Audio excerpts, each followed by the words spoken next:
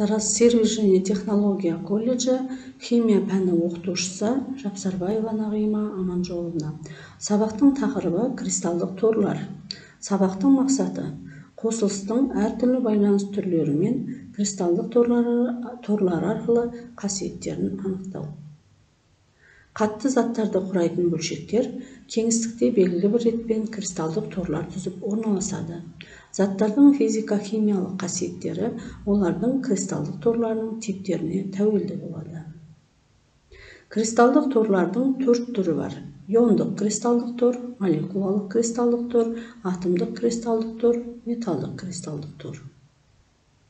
Иондық кристалдық тор, иондық торлы заттар деп түйіндерінде иондар орналасқан, иондық байланыспен байланысқан заттарды айтады.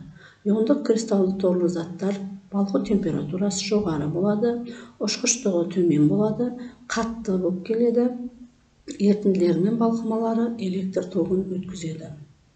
Иондық кристалдық торлы заттар, оларға натрий хлоридінің мысалын қарастырамыз. Натрийдің иондары қызыл шармен, хлордың иондары жасыл шармен берілген. Иондық кристалды торлы заттарға тұздар, сілтілер, сілтілік металдардың оксидтері мен гидроксидтері жатады. Атомдық кристалдық торлы заттар. Атомдық кристалдық тор түйіндерінде коваленттік полюссіз байланыспен байланысқан атомдар орналасады. Олардың физикалық қасиеттері қиын балқиды, қатты, суда ерімейтін заттар болып келеді. Атомдық кристалдық торлы заттарға алмаз және графит жатады. Олар көміртектің аллотропиялық түр өзгерістері. Сонымен бірге кварц, кремний оксиді жатады.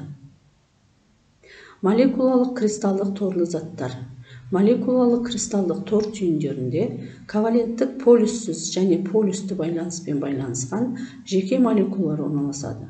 Газдар, су, спирт, қышқылдар, бром суы, глюкоза және сахароза жатады. Олардың физикалық қасиеттері, олар ұшқыш болады, кристалл күйінде мортсынғыш болады, қайнау және балқу температурасы төмен болады. Металдық кристалдық тор дегеніміз не?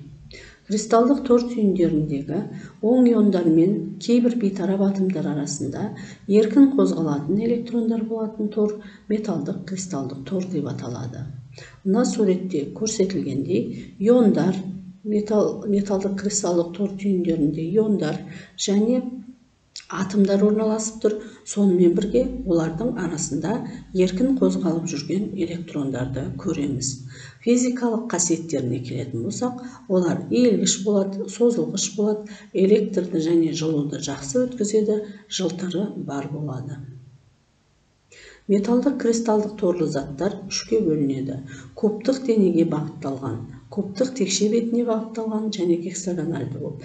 Кубтық денеге бағытталған кристалдық торлы металдарға литий, натрий, калий, цезий сияқты сілтілік металдар, барий және темір жатады. Кубтық текше бетіне бағытталған металдарға кальций, алюминий, қорғасын жатады. Гексагональды металдық кристалдық торлы заттарға магний, мырыш, осмий жатады. Сонымен біз 4 түрлі кристалдық тор типтерімен таныстық. Иондық кристалдық тор, металдық кристалдық тор, молекулалық кристалдық тор және атомдық кристалдық тор. Үйге тапсырма 18-ші тақырыпты оқу, 5-ші кестені толтыру.